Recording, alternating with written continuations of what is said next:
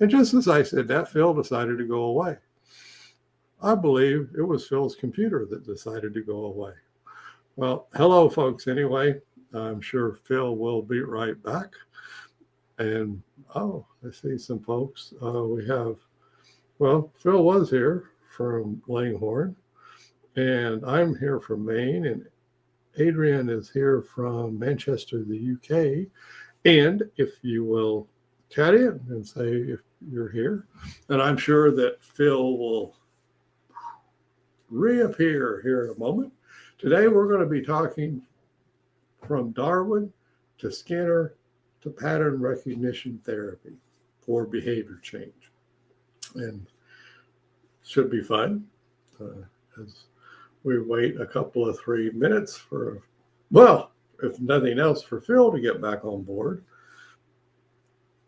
Phil just showed me the box of his new computer. I'll bet he'll be glad to get that all hooked up and going. Oh, here he comes.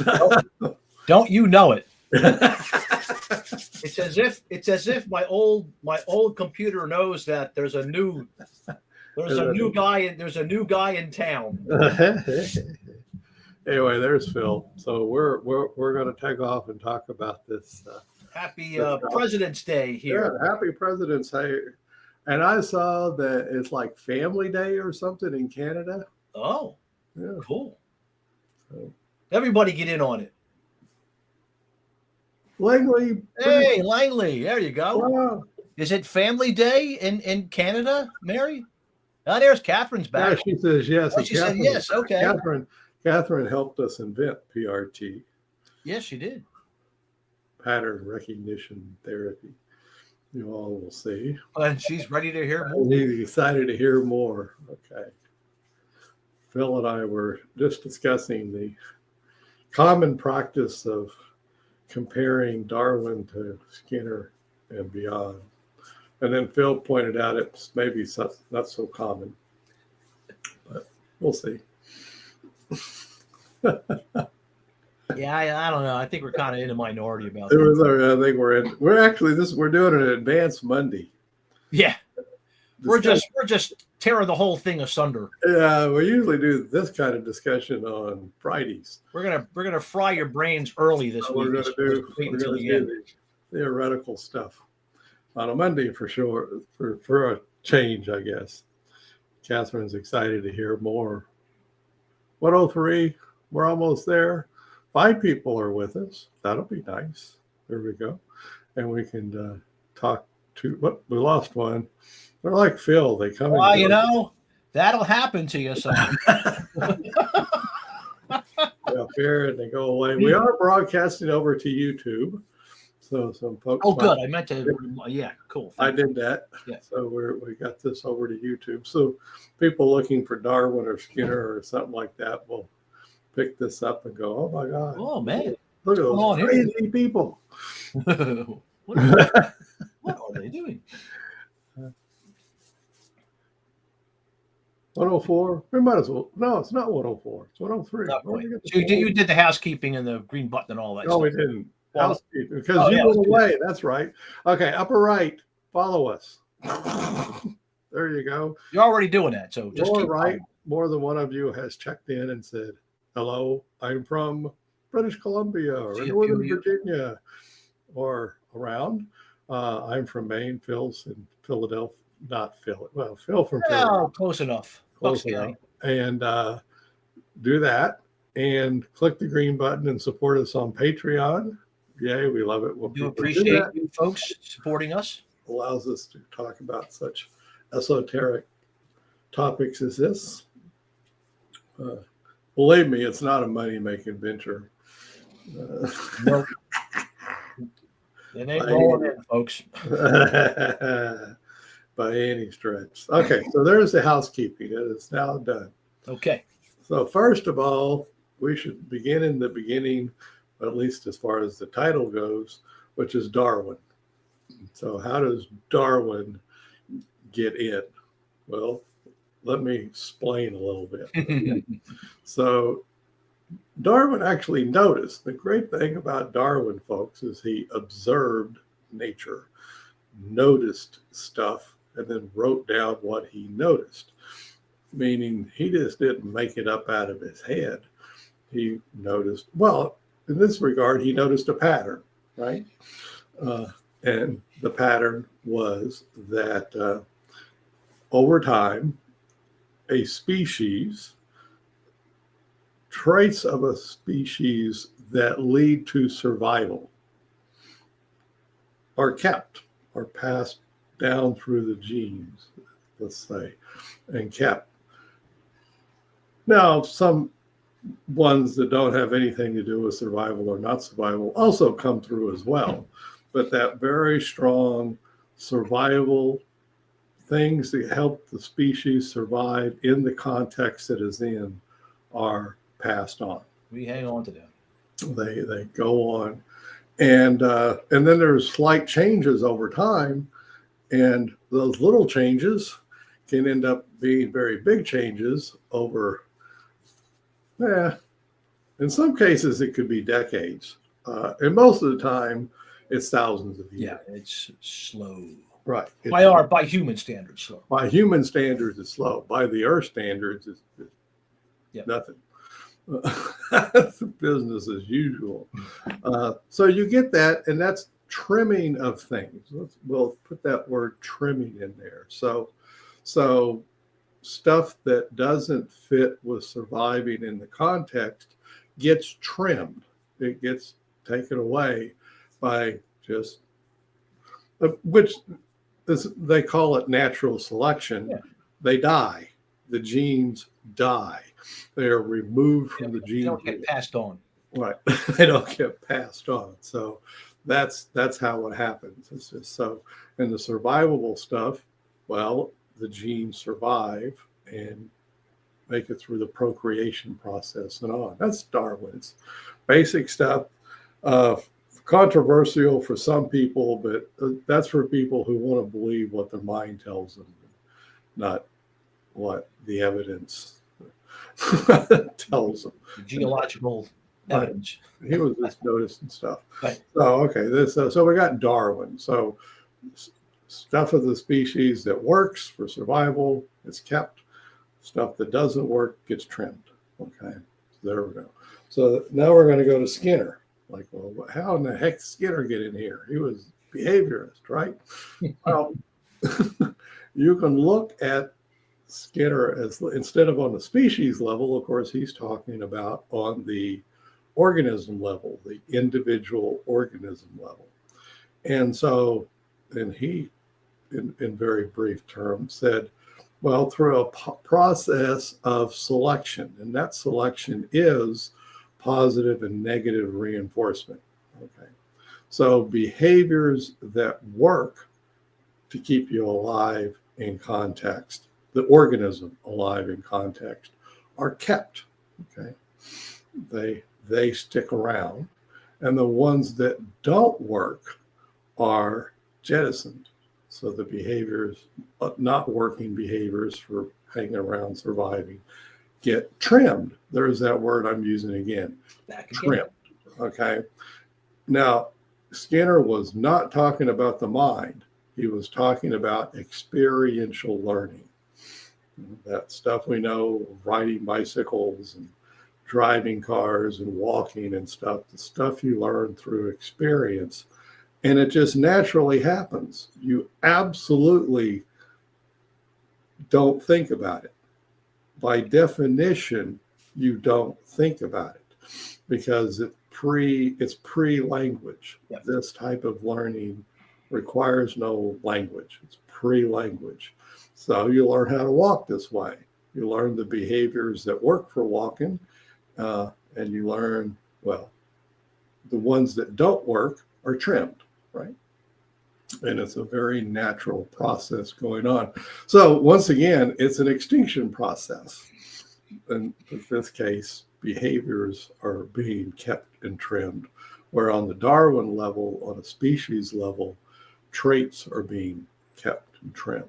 Okay, so it all works great. It even works great at the Skinner level because of experiential learning. So we got that going.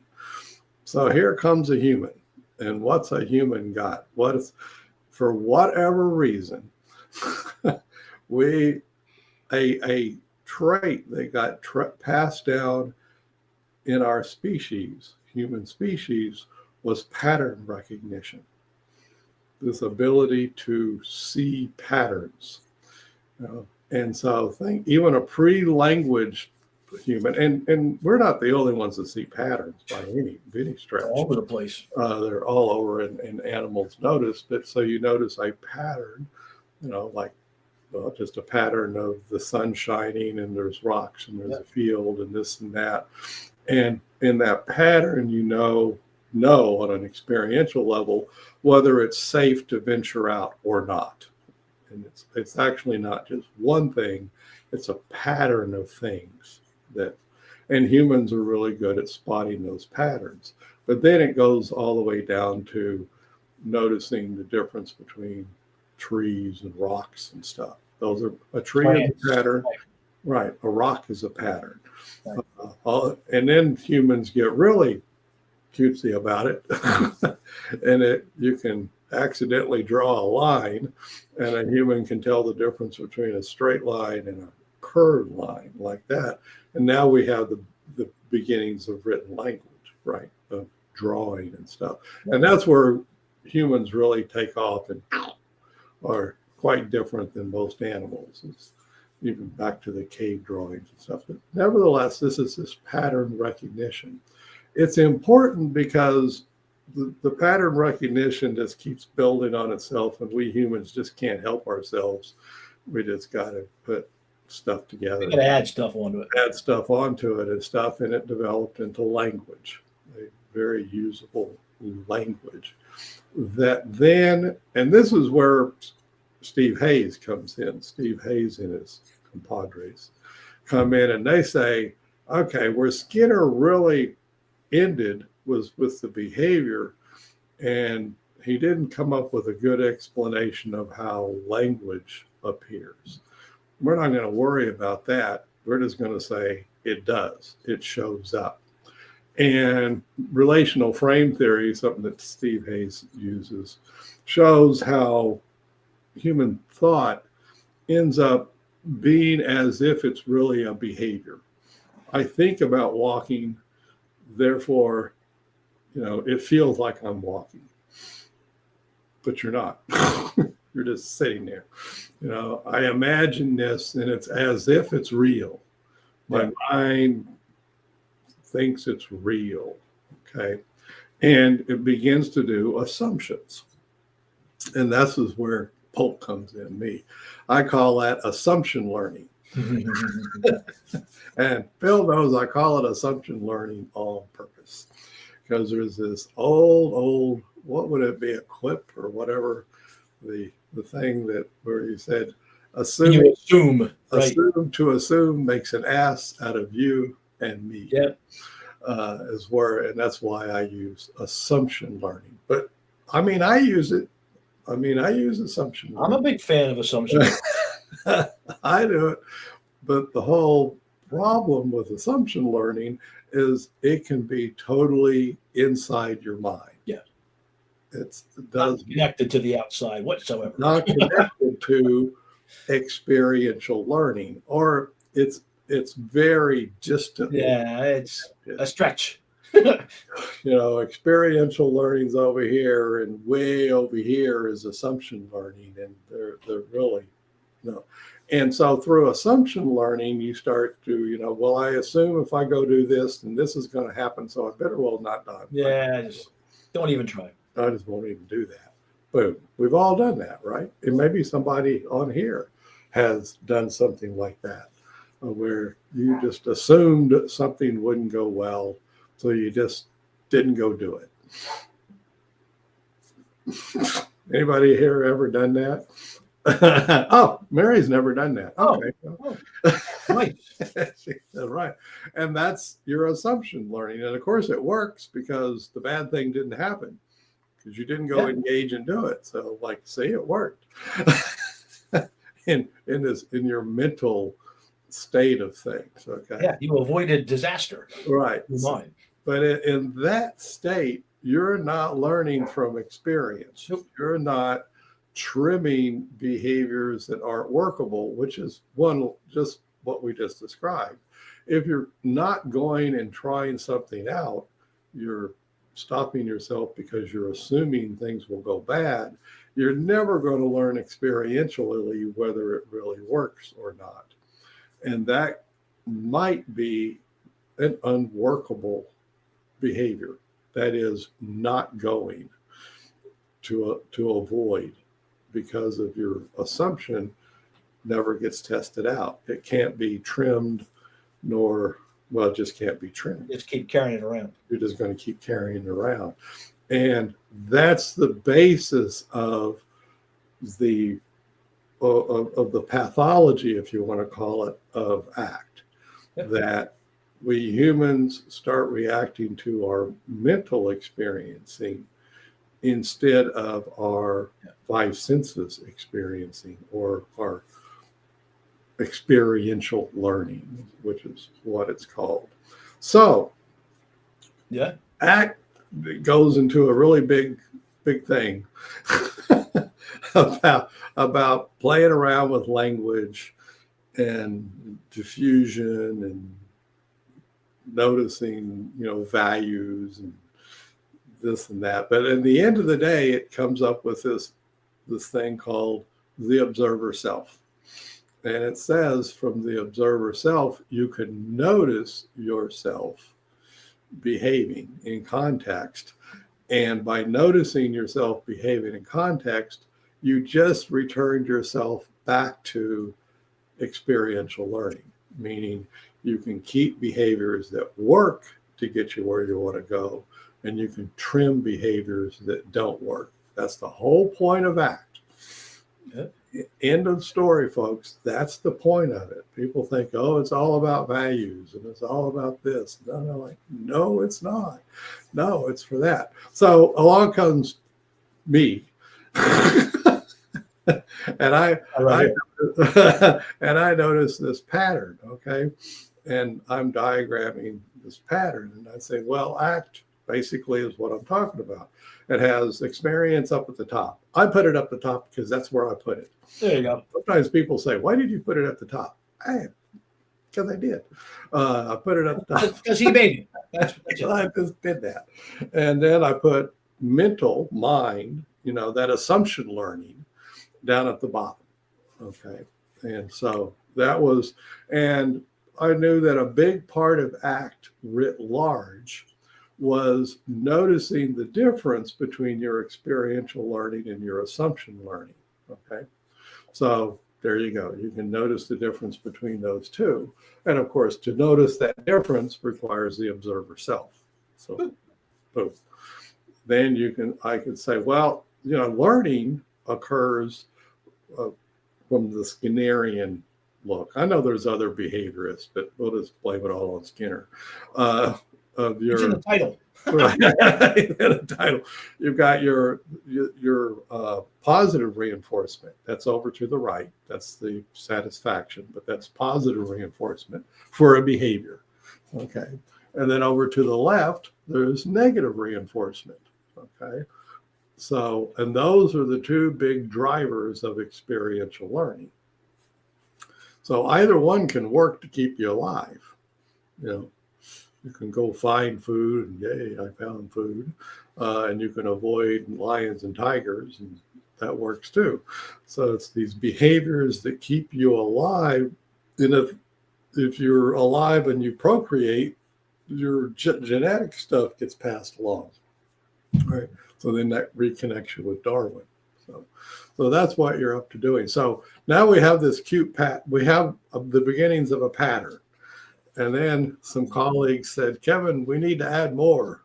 I do believe Phil was one of those colleagues. Yeah, I was around back then. We need to add more. And so we started playing with the quadrants. And so the lower right quadrant, probably initially we even said it was values. Yeah. Well, that's something we trimmed. Right. That was a trim, but before we trimmed it, it was values, the values of ACT, right? By the way, the upper right was the committed actions of ACT, Okay.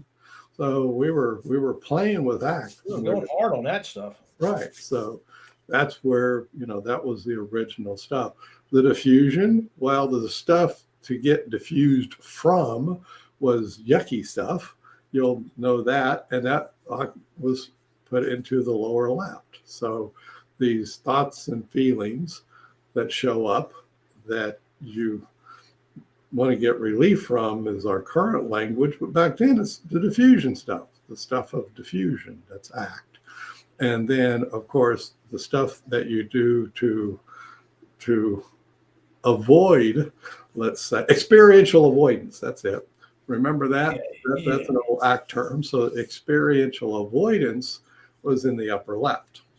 Okay, so now we had the basics. Now, some of that's been trimmed because Phil and I, in behaving and doing this over literally thousands of repetitions, learned that some of that language was getting in the way. Getting in the way of things, right? And so we trimmed it, and we're a very evolutionary, so we will trim, and that's why we don't particularly like the books and stuff that we even do, because we'll write something down, and 6 months later we'll have changed what we're doing because we trim it. We don't trim it willy-nilly. We trim it through experiential learning. We learn by experience. But nevertheless, you have that. The observer self got smack dab in the middle and was always called noticing. It was always noticing, but nevertheless, that's the observer self that does the noticing. So the sentence would be, the noticer is the observer self. Okay. The one that Hayes referred to. But even Hayes says noticing. So it's noticing right in the middle. So now we had the 4 quadrants in the noticing. And now what you see before you, and what took us all this time, was that, well, gradually we dropped the language. Okay, so the values went. Took that off. Why, by the way, we trimmed the word values is because of the frequency that we were getting into arguments with people over values. We're getting into assumptions about values. Yeah, there was a lot of assumptions going on about values. Yeah, and so we said, how about just who's important to you in the end? And that's where we ended up. And it works really well. Good for survival. So now it's who's important. So it began as value. Now it's who's important. I don't know if we ever said committed actions for the upper right, but now it's simply behaviors you do to approach who's important to you. You go talk to your wife, and you go play with your dog, and such like that. And then, of course, we have the yucky stuff because we weren't ever going to use diffusion, really. And that just became yucky stuff in the lower left, right? And now the stuff that you do to get relief from the yucky stuff, which is common. We all do it. I take Tylenol for headaches, and if I get stressed out, I might take a walk. Drink some coffee. Of course, coffee drinking, the behavior of drinking coffee is profoundly in both of my upper quadrants. So. It's everywhere. It's down here. It is both satisfaction and relief. I'm a major coffee lover. So is Phil. So now you see it. And so now if you drop all the act language, which that does it, because you don't have any act language left. You don't have the observer self in the middle. Yeah, that goes. Now you have notice. Now we just got. Now you have who's important in the lower right, yucky stuff in the lower left, relief moves in the upper left, and satisfaction moves in the upper right. So now we've removed all that acty language and stuff. And now what people are doing, more than likely, is noticing the pattern of their life. There it is. And so now by noticing that pattern, going back to pattern recognition, the ability to notice patterns, not language, just to notice the pattern. And that's the tricky thing, because your mind wants to think about it. Yeah. And it doesn't need to think about it. All you need to do is notice the pattern. Now, to really ramp up the pattern stuff, and what Phil and I tend to do, is say, well, something that you can notice about this is the right and left side. And you can notice that there's 24 hours in a day. That's all we got. And you can notice that from day to day to day, how much time out of that 24 hours that you're spending hanging around doing behaviors on the left side versus how much time you're spending doing behaviors on the right side. You can notice that pattern over time. And people go, and everybody we've ever talked to, like, well, of course. Yep. Oh yeah. I can notice that pattern, right? And that's it. And now the rub of this is that you're done. There's no more to talk about. So it'll never make it as a talk therapy. Very short. Very short. Now you can make it work as a talk therapy, because now you can do something like this. You can say, well, now that we're at, yap, and we talk about patterns and have a good time, and they're about to leave, and you might say, do you think you'll have the opportunity to notice patterns like this showing up in your life between now and when we see each other? What do you think, Mary? You think you might have the opportunity to notice patterns like this? Like the time spent pattern. Oh, see? So next time, guess what? When they come back, what do you talk about?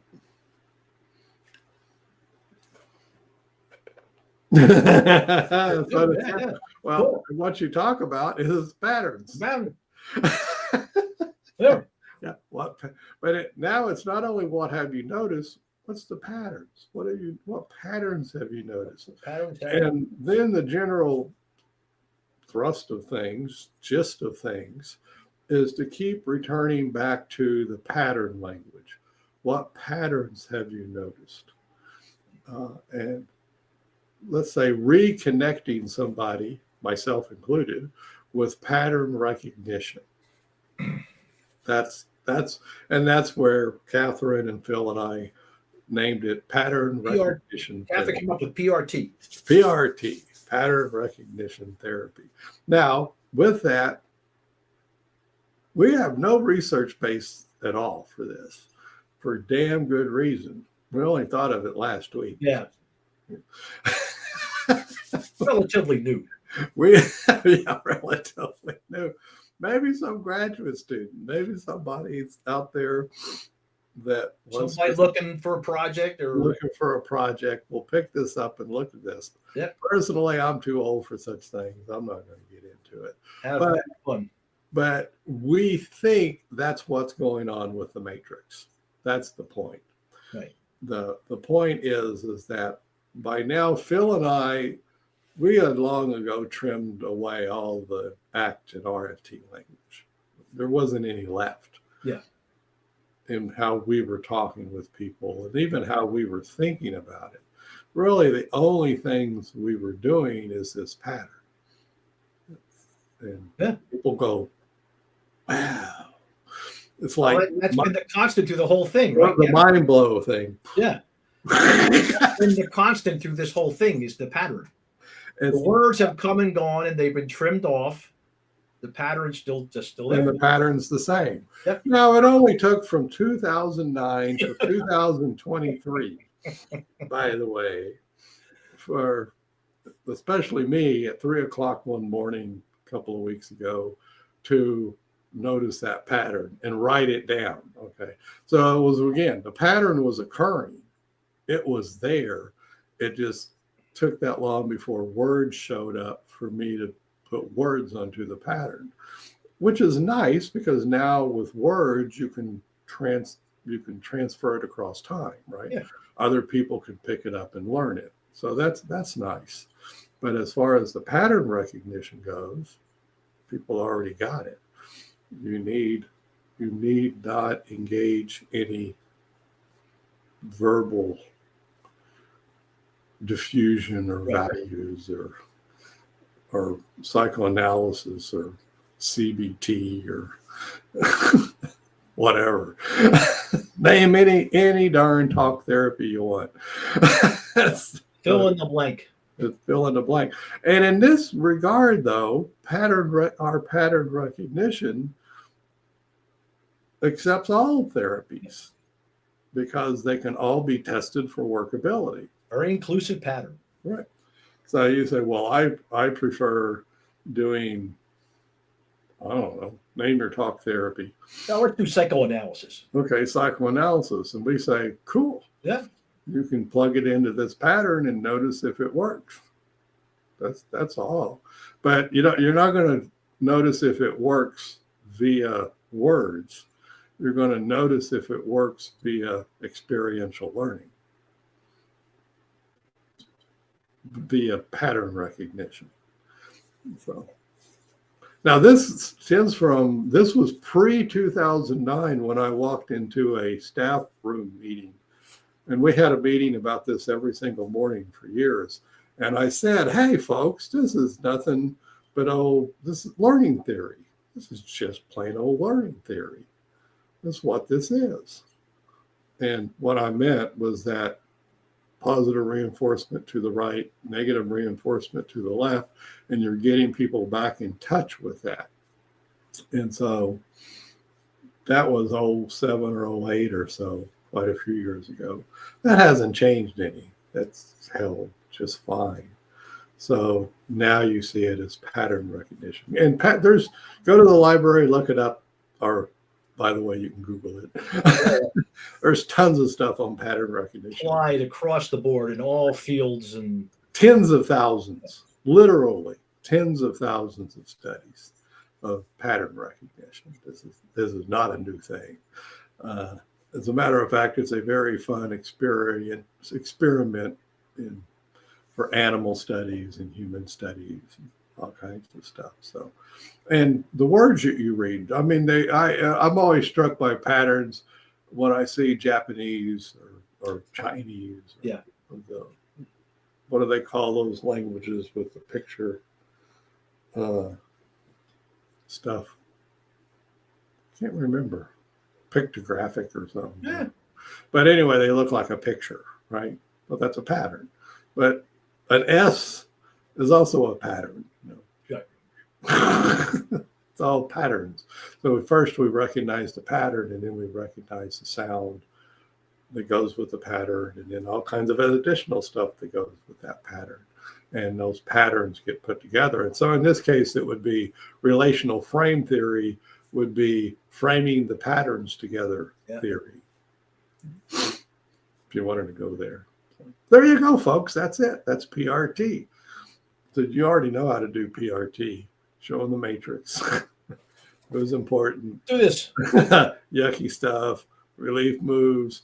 Approach moves. Notice the whole damn thing. And you can add on, and then you might add on, notice how much time you're spending over on the left versus how much time you're spending over on the right, which is a pattern. Right. So, and because we know from years, this is what happens. No matter what we say in this is what happens. People go, ooh, I need to spend more time in the upper right. Yeah. Or I need to spend less time doing stuff over there. Left. And sort of by definition, if I'm spending less time in the upper left, well, time, it's a zero-sum game. Yep. Less time over there usually means more time over there. Yeah. That's how it works. And we go with that natural human thing of I need to, because, talking to your wife and taking people to dinner and stuff like that just sounds better, right? It's just you wrap your head around that. It so fits with your hero's quest. Oh yeah. your story. Yes. Which, by the way, another pattern to notice is this is the hero's quest pattern of a story. I have my band of merry colleagues, lower right. We have going off on a journey. We have fears and stuff that show up. We encounter things. And then, like real dragons and stuff show up, and we fight them off. And in the upper right, hey, we win. And I'm pretty sure that's why we always end up in the upper right. Just kind of want to go there. That's where the ring is, That's where the good stuff is. Throw the ring in the fire, all that good stuff. Right. So that's where the good stuff is. We're not going to change that. We're not trying to change that. Once again, we've noticed that show up time and time again. It does. But it's pattern recognition. It has nothing to do with I ought to do one thing or I ought not do one thing. It has nothing to do with verbal analysis. That's adding language onto the pattern. Right. Then we would just notice that you're adding language or assumptions. So that's it. I mean, it's no more to it than that, but it connects up pretty neatly, at least in my head, Darwin to Skinner to, well, how do we get off of the experiential learning, which is language that takes us off, and then how do you get us back to it? Well, one way of getting back to pattern recognition is the matrix. I do not for a second think it's the only way. Not for a moment. There will be other ways of doing this to show up. But that's the one we like to play with. Yeah. Yeah, we're pretty content with it right now. We have fun with that one. So we'll keep playing with that one. It's sort of fun. And it's fun because you get to do the hero's quest thing. Always fun. That's always a fun storyline to get into. So there you go, folks. And this is on YouTube, so it's published. So now you have it. And you have me and Phil saying it's not researched. We're not trying. Yeah. Nope. We will say pattern recognition has a robust research. Well, we are standing on that. Yeah, that we do know. Yep. But as far as looking at the matrix from the point of view of it being that it stimulates pattern recognition, that had to be researched. Yeah. Doesn't mean you can't use it. We're still going to use it. We're going to use it just fine. We're just not going to say, it's research based. Yeah. We wouldn't say that. Nope. We would say it's experientially based based on our own experience. And the thousands of people we work with who have right. Not one or two or three or four or 100 or 500. We're talking thousands. Yep.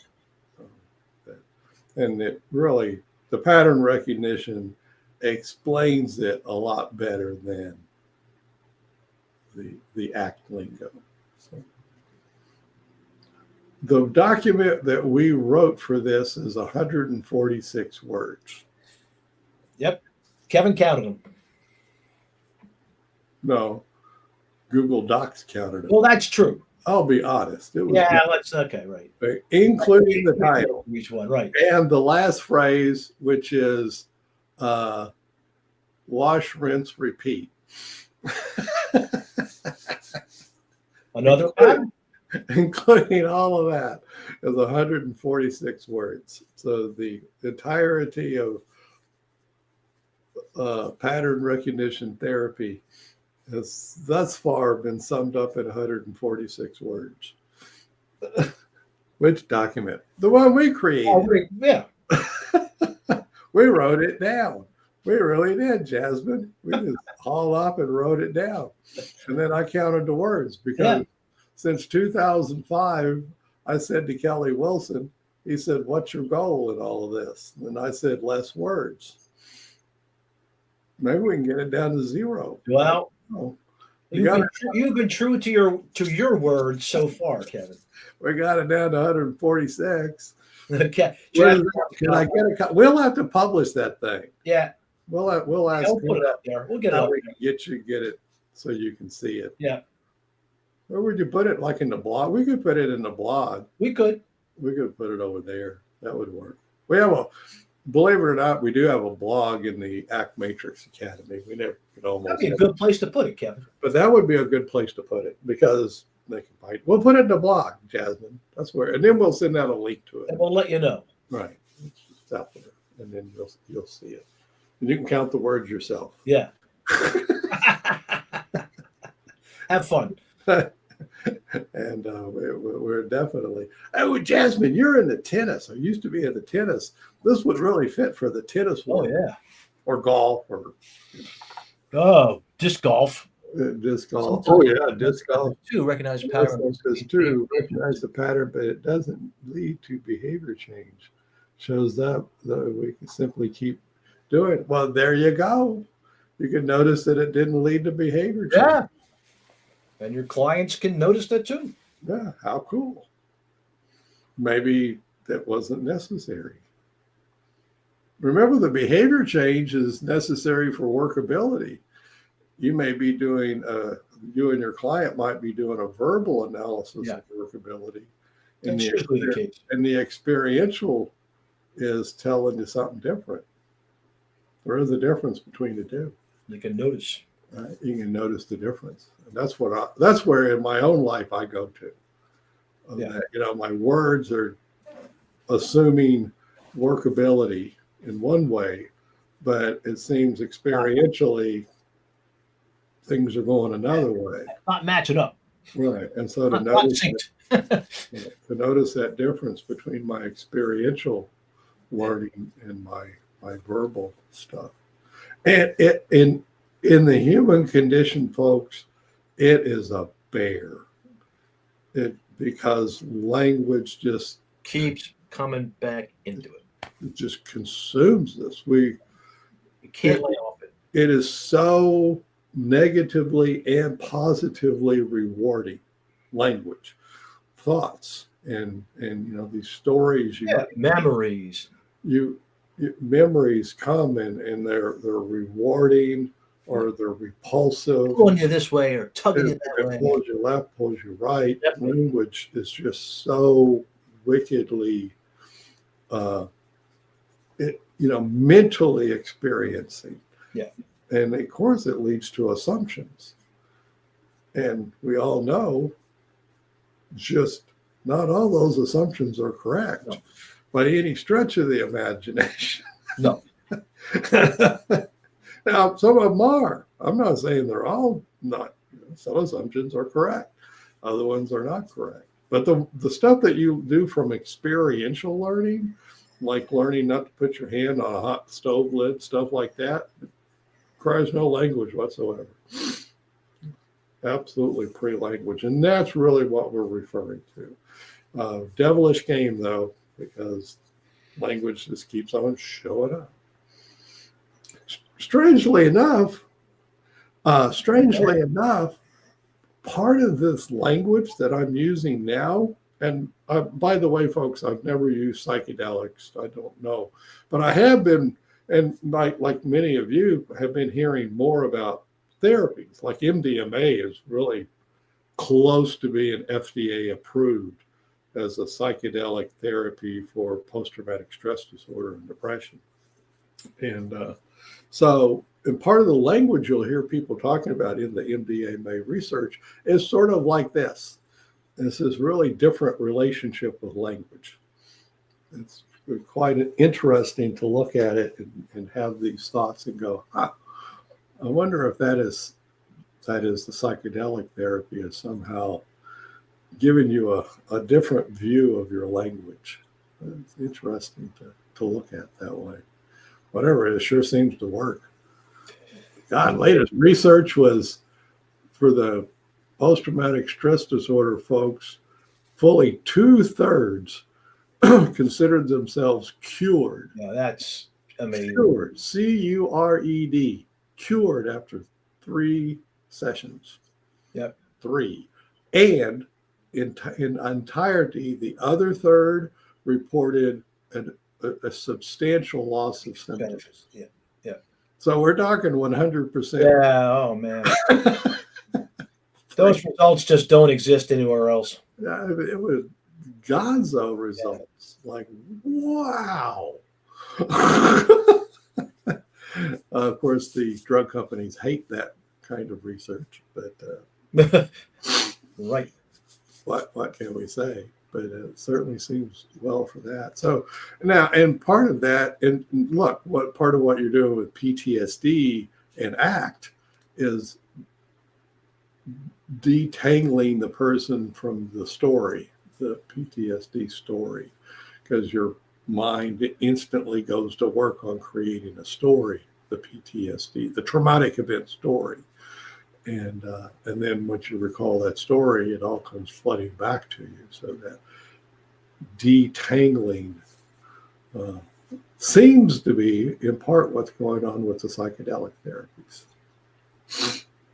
Well, there will be more research to be done on that. Oh, I'll bet. But they seem to work, though.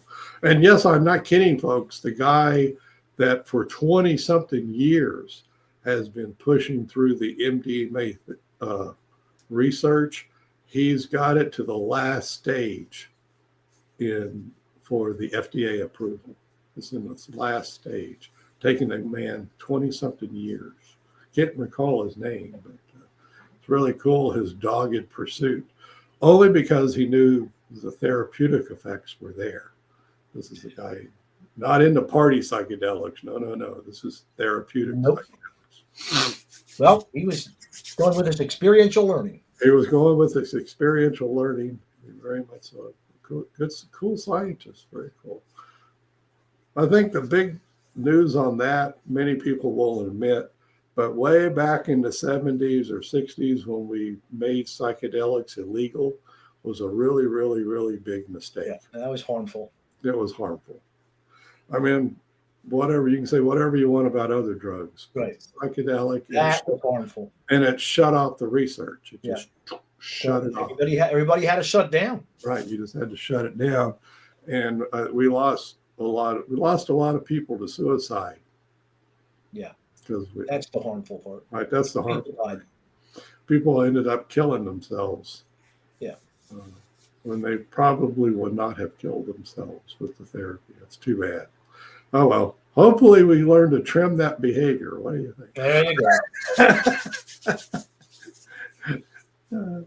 And that's it. We make decisions, even political decisions like that, based on hysteria, assumptions, right? Oh my God, the sky is falling. Psychedelics are going to cause, like I like to say, they're going to cause babies to be born naked. Oh my God. Right. And nobody really thinks, what did he just say? Right. It's like crazy what we as a species, human species, do with language. That's included. So anyway, there's your PRT, Darwin to Skinner to PRT, pattern recognition, and good luck. Have fun. Really. Yeah, try it out. Are we going to be back on Wednesday? What are we doing? We are doing well. We are going to take pattern recognition to substance use. Oh, we've done this. Yeah. Oh, we've done this lots. Oh, yeah. We're going to do it again. Okay, we're going to do it again. Well, this time we get to call it PRT, though. See, we got the new acronym. We got this acronym. Yeah. I mean, life is so much better when you got PRT to the substance use thing. Cool. We're being silly. We're always silly. Right? We're not going to trim that behavior. No, that's working. It won't go. It works. Right. So all of you have a very, very great day. George Washington's birthday. It's Monday tonic. Okay. We'll see you guys. Yeah. Take it easy. Bye-bye.